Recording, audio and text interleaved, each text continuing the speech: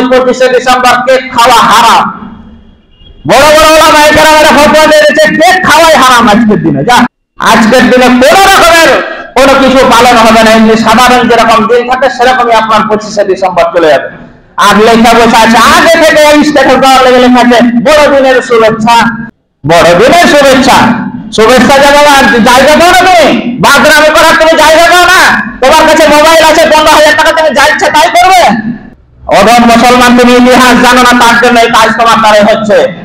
কোরআনে যা আছে সেটাই বলবো। আপনার কোরআন আমাকে বলতে এখানে রেখেছেন, এরপরে আমি যদি কোন রকমের বাধা আসে তাহলে সেদিন থেকে কোরআন হাদিস বাদ দিয়ে এখানে হরে কৃষ্ণ হরে রাম চলবে। আপনি প্রথম দিন বলেছেন আমাকে যে কোরআনে যা আছে আপনি বলবেন কোনো ভয় নাই আপনার, ঠিক আছে, দেখা যাক আপনার দৌড় কত দূর আছে। রাসূলুল্লাহর জীবনে অনুসরণ আপনাকে করতেই হবে, এটা ফরজে আইন, আপনাকে করতেই হবে।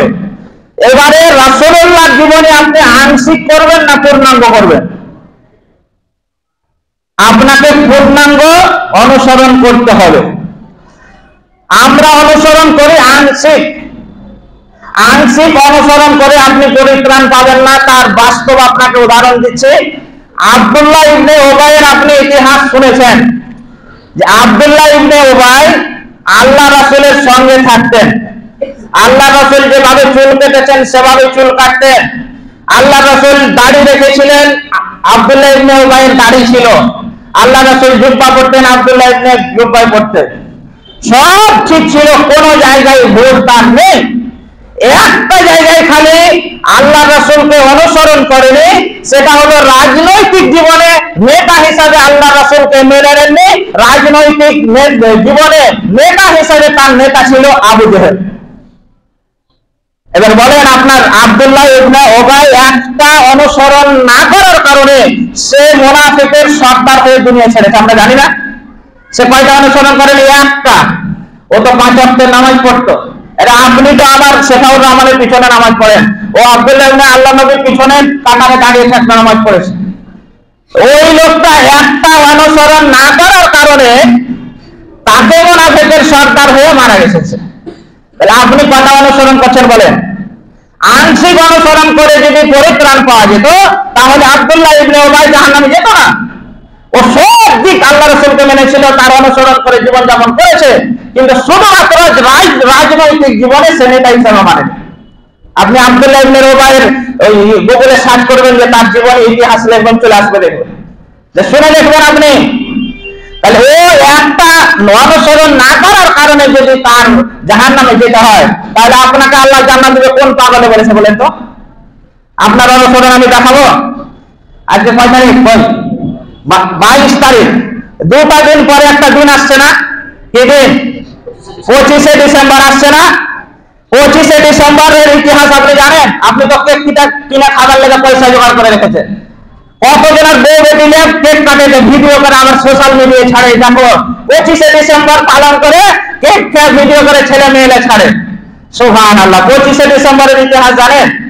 25শে ডিসেম্বর ইহুদি খ্রিস্টানেরা মনে করে, একবারে ইম্পর্টেন্ট কথা বলছি, আপনি ভালো করে শুনেন।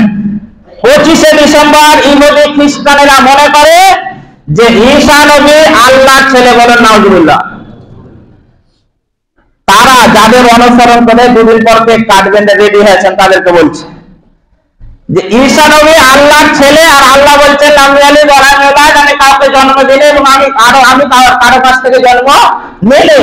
সূরা ইখলাসের মধ্যে আল্লাহ বলেছেন। আর ওরা বলে যে এটা ঈসাটা হচ্ছে আল্লাহর বেটা, আর মরিয়ম আলাইহিস সালাম তিনি হলো আল্লাহর স্ত্রী। যারা বলেন নাউজুবিল্লাহ।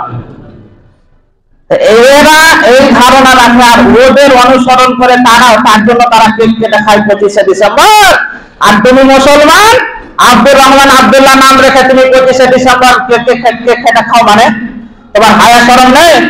কমন সেন্সের যদি কমন মধ্যে সেন্সটা যদি থাকে তাহলে এই কাজটা কোনো মুসলমান করতে পারে না। এই 25শে ডিসেম্বর পালন করা হারাম, হারাম এবং হারাম। আপনি বড় মাওলানাকে জিজ্ঞেস করবেন, যদি ভুল হয়ে থাকে জুতার মালা পরে এখান থেকে চলে যাবো। আমি বিনা দেখাতে কোনো কথা বলি না। আপনার কোরআনের আয়াত বলছে আল্লাহ রাসূলের অনুসরণ করে আপনাকে চলতে হবে, তাহলে আপনার জীবনের গুনাহ মাফ করবে। এটা আল্লাহ রাসূলের অনুসরণ হচ্ছে? কেন করবেন? 25শে ডিসেম্বর যারা পালন করবে, যারা বললে যে এটা আল্লাহর বেটা ঈসা নবীকে বলা হয়েছে, যীশু খ্রিস্টান যাকে ওরা বলে, আর ওকে অনুসরণ করে আপনি 25শে ডিসেম্বরের কেক কাটছেন বাড়িতে ছেলে মেয়ে নিয়ে। আপনার হায়া শরম নেই? আপনার হায়া শরম বেলডাঙ্গা বাজারে বেঁচে খেয়েছেন? সাবধান করছে, অনুসরণ করেন না, না হলে আপনি তো নামাজে একটু পরে পড়বেন গায়বুল মাগদুবি আলাইহিম ওয়ালাদ-দাল্লিন। আপনি এটা মানে শুনেছেন কোনোদিন? জানেন আপনি কিসের মুসলমান? আপনি কিসের মুসলমান? গায়বুল মাগদুবি আলাইহিম এর মানে কি? আপনি বাড়িতে দেখেন না খুলে যে তাদের কথা দিও না যারা ধ্বংসপ্রাপ্ত লোক, ইহুদি আর খ্রিস্টানের কথা এখানে এসেছে। মেসি কত বড় মুসলমান, রোনাল্ডো কত বড় মুসলমান, তুমি তার অনুসরণ করো, হায়া শরম লাগে না তোমার? মেসি যেরকম চুল কেটেছে ওরকম চুল কেটে ঘুরছে, এটা বলছে আমি বিশাল স্টাইল আমার। তুমি মহিলা দেখো, তোমার বাম লিয়ে রেডি আছে, তোমার স্টাইল ধরবে তোমার, যে মহিলাটা দেখো। আবার বলছে আমি মুসলমান, জুম্মা পড়তে এসে কিসের জুম্মা? একটা নবীর অনুসরণ আপনার হয় না, আপনাকে কতটা করাবে শুধুমাত্র অনুসরণে 10 ফুট গাছ। এই 25শে ডিসেম্বর সামনে আসছে, তাই কথাটা নিয়ে এসেছি। দুদিন পর খবরদার কেউ 25শে ডিসেম্বর কেক খাওয়া হারাম। বড় বড় ওলামায়ে কেরামেরা ফতোয়া দিয়েছে কেক খাওয়াই হারাম আজকের দিনে। যা আপনি কেক অন্যদিন খান, আজকের দিনে কোন রকমের কোনো কিছু পালন হবে না। এমনি সাধারণ যেরকম দিন থাকে সেরকমই আপনার 25শে ডিসেম্বর চলে যাবে। আর লেখা বসে আছে আগে থেকে এই স্টেটাস দেওয়ার লেগে লেখা আছে বড়দিনের শুভেচ্ছা, তোমার মুখে শুভেচ্ছা, বড়দিনের শুভেচ্ছা। শুভেচ্ছা জায়গা দাও না, তুমি বাগরামি করার তুমি জায়গা দাও না। তোমার কাছে মোবাইল আছে, 15,000 টাকা, তুমি যা ইচ্ছা তাই করবে। বড়দিনের শুভেচ্ছা। অধম মুসলমান, তুমি ইতিহাস জানো না, তার জন্য এই কাজ তোমার দ্বারা হচ্ছে।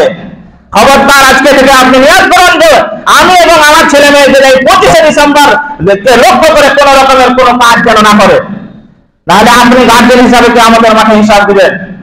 এরা আপনাকে বলার আমার এত জোর গলায় দরকার কি ছিল? আপনাকে একটাই কথা উদাহরণ দিচ্ছি, আপনি বুঝতে পারবেন যে আমার খুতবা কেন এত জোর গলায় হয়। একটা দোতলা নৌকা, ওপর তলাতে পানির ব্যবস্থা আছে, নিচে তলার লোক বারবার ওপর তলায় যায়। ওপর তলার লোক বলছে তোমাদের নিচে তো পানি, আবার তুমি বারবার উপরে আসো, মানে রাখছে নিচে তলার উপরে। ওরা বলছে কথা তো ঠিকই বলেছে, বলছে ঠিক আছে উপরে আর যাবো না, নিচে থেকে একটা খুলছে। আচ্ছা বলুন, ওই তক্তাটা যদি খুলে আর উপর তলার লোক যদি মানা না করে, তাহলে ওপর তলার লোক বাঁচবে না? ও সবাই ডুববে। আমি তো ওপর তলায় আছি, আপনি নিচ তলায় আছেন, আমি দেখতে পাচ্ছি আপনি ডুবছেন। আপনাকে যদি আমি নিষেধ না করি তাহলে আমিও ডুবে মরবো আপনার সাথে। তার জন্য আমাকে বলতে হয়, কিয়ামতের মাঠে আমাকে ধরা খেতে হবে। এই কারণে আপনাকে বলতে হয় না যে আপনি রাগ কেন করেন আমার উপরে। আল্লাহ রাব্বুল আলামিন বলছেন ইন্নাল্লাযীনা ইয়াকতুমুনা মা আনজালনা মিনাল বায়্যিনাতি ওয়াল হুদা মিন বা'দি মা বায়্যানাহু লিন-নাসি ফিল কিতাব উলাইকা ইয়ালআনুহুমুল্লাহু ওয়া ইয়ালআনুহুমুল লাঈনুন। সূরা বাকারাতে আছে একটা, আপনি দেখেন, যারা কোরআনকে জানার পরে, আমার আয়াতকে জানার পরে দুনিয়ার স্বার্থে, ইমামতি করার স্বার্থে, চাকরির স্বার্থে যদি কোনো আয়াতকে গোপন করে দেয়, তাহলে ওর উপরে আমার নালত, গোটা সৃষ্টি জীবের তার উপরে নালত। আপনার কারণে আমি লানত দিতে যাবো কেন? তার জন্য তো আমাকে বলতে হয়।